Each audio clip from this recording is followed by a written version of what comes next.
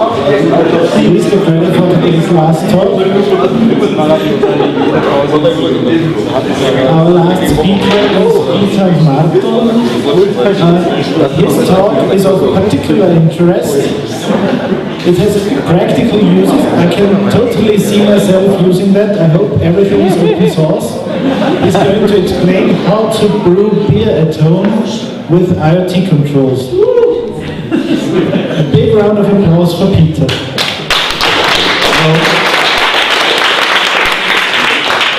I will talk about the beer, so cheers.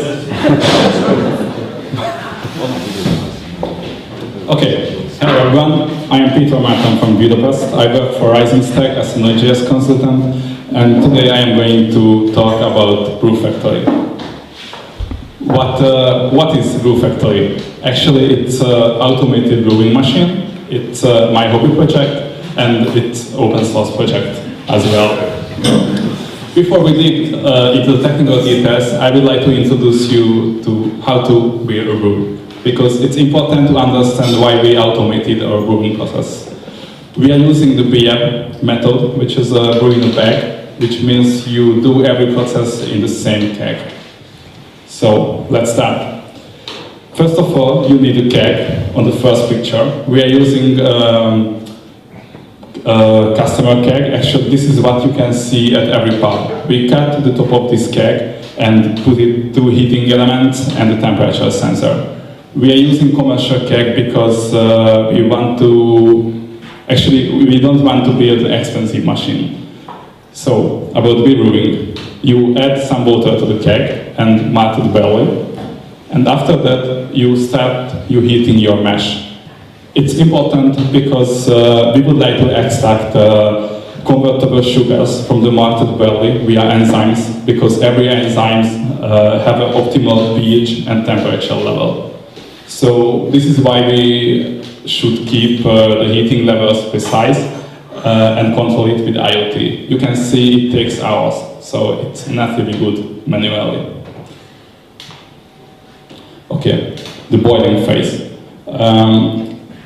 We boil our mash and add some hops to add some fruity flavor and the bitterness to the beer. This phase is also good for conservation because it's boiling, and hops is also good for it. After it, we should cool it down because we will add some yeast, and yeast don't like the high temperature, they die. So we have a 20 degree mash, and we put it into the plastic tank for the fermentation. After weeks or months, it really depends on what kind of beer do you brew. We bottle it, but we add some sugar or honey for the second fermentation because we would like to produce some carbonation into the beer. After that, please don't forget to enjoy it. And is it hard to brew a beer, sorry. This is the first time when we made it. We did it in a gas heater, and we had to control it manually. You can imagine that if you control something during hours, and you have to concentrate, and it's pain in the ass. So this is why we automated it. And how does it look like nowadays? This is the best part of the brewing, because we don't have to do nothing. I can sit in a coffee house and just checking it. Okay, what's on the technology side? Lots of JavaScript. I don't want to convince you about the language. I'm just saying that today you can do everything with JavaScript, even the database and the hardware side, and this is really cool. We also have lots of Node.js in the project. What is Node.js? Marketing version that it's event-driven, non-blocking platform for building scalable applications, but in a nutshell, it's just JavaScript on the server side. And why is it good for IoT? Because the vibrant community, because it's already modularized, and because it's scalable. So you can build big systems with Node. And Node comes with NPM. This is the package manager of Node. It has more than 100,000 packages. Everything is implemented in JavaScript, from the IoT message brokers to do AirPlay streaming servers, so really everything. If you don't find something in the NPM, then it doesn't exist, or maybe it's your work to publish it. Johnny 5. If you want to start with Node and IoT together, you can choose Johnny 5, which is robotic and IoT framework. It's that simple. You can see here, control a servo or handle a button press. It's just one line, actually. It works with Arduino compatible boards, and it's written in Node. But what about our system? This is the keg, what I mentioned earlier. We have two heating elements here. We have a filter, we have a pump, and we have a temperature sensor as well. We control the heating element via relays. You can think about relays as an electrical switch. So you can turn off and on the relays. If you do it with the right frequency, then you can really control the heating element. And if you want to use the data of the temperature sensor, then you need a PID algorithm. So you need a device where you can implement it. Actually, PWM comes most of the times out of the box with the IoT devices. Of course, you can do it with the embedded hardware, but if you want to have log collections in the database, remote controlling and stuff like that, then you need really an IoT device. Raspberry Pi. Maybe you are already familiar with this device. It's a Unix, it's a credit card size Unix mini computer. So you can program it with Python, Node, Java. It's really a computer. We used it at the first time, but we have a really bad experience with it. But it doesn't because the quality of the product, it's just because it doesn't fit for our needs. I have a story about this. Imagine the following. It's Saturday, you are brewing a new IP, the whole team is together, and suddenly a power outage happens. Your SD card gets corrupted, you cannot continue the brew because it doesn't boot the device. And when it happened the second time, we just block the device and move to the Spark core, which is Arduino compatible device with the built-in Wi-Fi. But why is it really cool? Because it comes with the Spark cloud, which is really a cloud, and you can pretty easily integrate it in your application. You can control your IoT device with API request and receive events. It's written under a cloud in Node.js, and it's open source, so you can deploy your own production quality service. This is our architecture, and it's still not enough modularized. The first one is a keg. I already talked about this. The second one is Spark core, and the third one is the Spark's IoT cloud. Our model is the Brew core. This is the brain of our architecture. It communicates with the Spark cloud, stores the logs into the Mongo database to the external one, and it provides endpoints for our Brew UI, which is a web application, an isomorphic one, and 7 is the native iOS application, the Brew Mobile. Brew core. As I mentioned, this is the main project of the Brewfactory. It's written in Node. In the next generation, it uses ECMAScript 6 and the core framework. We have chosen Node because it was pretty simple to implement the WebSockets, for example, communicate with the Spark cloud. Blue UI, as I mentioned, this is our web interface. It's written in React and uses Flux, the unidirectional data flow. It's an isomorphic application, which means it can run both on the server and both on the client side. It's written in a Node style, so it's bundled with Webpack and available as a single NPM model.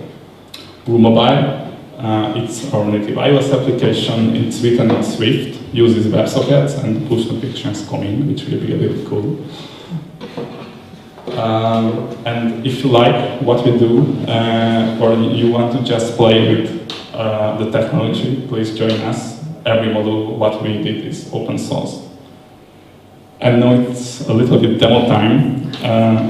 I have already started brewing the IoT Vienna, if I find my It's here. This is the responsive interface, so you don't.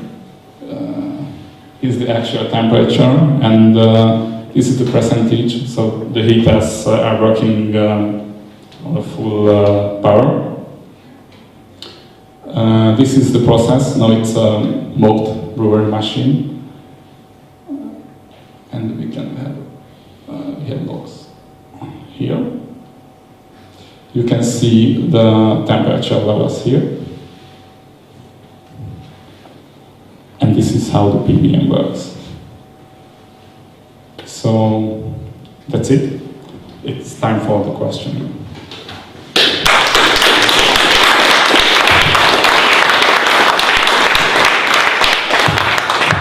So what are you controlling with PWM?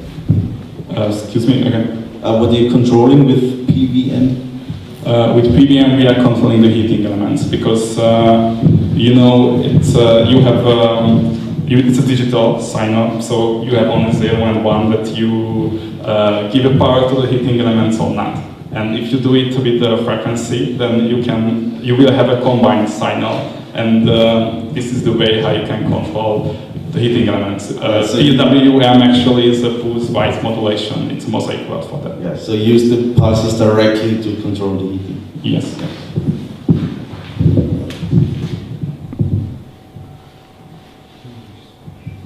Where's the beer? Where's the beer? Okay, you brew your beer at home, so you don't need any breweries anymore. It's not exactly true, but it's possible.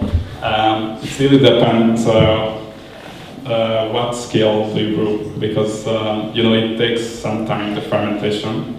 So yeah, and I can create only 40 per beer in with one brewing. Do you have the If you are possibility? alcoholic, then you have to brew much more. Do you have the possibility to store any recipes, so you can decide to have a Budweiser or a Woodwalk or whatever?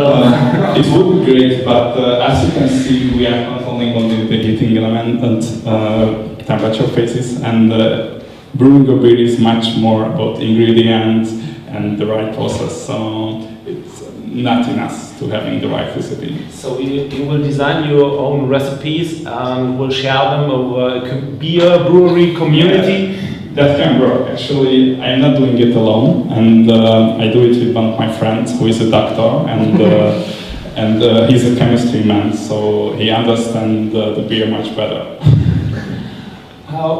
What do you will imagine where we will be in 10 or 20 years with this technology? It's a good question. Drunk, of course. Drunk, yes. I know that I think you would like this the metaverse. Yesterday I have had a talk at the Chamber of Economy, and I have said this is the first step for the 5th industrial revolution, destroying fabrics. What do you think about it? Actually, in Hungary, right now there is a beer revolution because we have a shitty beer. And lots of people started to brew better beer at home, and actually it works. So we will make public the recipe for a Budweiser or for Becks or... Actually, usually when you are creating a home brew, then you are not brewing the lager, because in that case you have to control the fermentation phases, because when you create a lager, it needs lower temperature, like 10 or below 10, so you need a cooler for that. Okay. What about the barkeepers? I think it's whatever for you that you serve what kind of beer. Lost in space. For how large can you scale this regular brew system? So how many liters can you produce in theory? Actually, we have a 50-liter commercial keg, but this buyer method can work for 200 or 500 liters. So if you have enough big keg, stainless steel keg, then you can brew in a larger scale. How do you control the smell? What? So probably you don't want to enter your house when the smell is very intense. Actually, I think it's a good smell. Yeah, you are right, actually. When we are brewing, then some neighbors smell it. They should like it. And then I have a lot of friends. Could you imagine little brew factories on the small side, like a pill you can enter into your mouth and brew directly in your mouth? Why is it good? I want to enjoy it.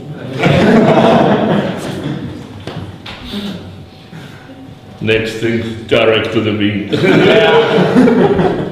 Okay, actually, I brought one beer here today because I traveled with the train.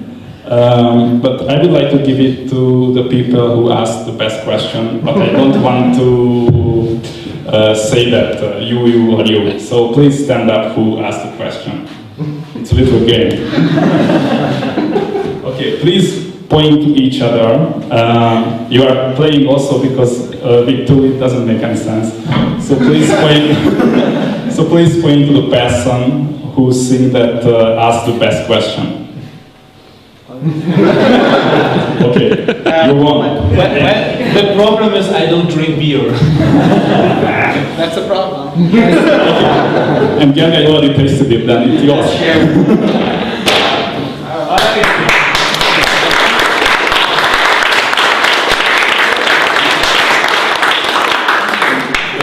It's an Imperial Stout, and please don't shake it because it's bottled at home. And don't put it into your bag to the laptop because it can be dangerous. Okay, thank you very much for having me here.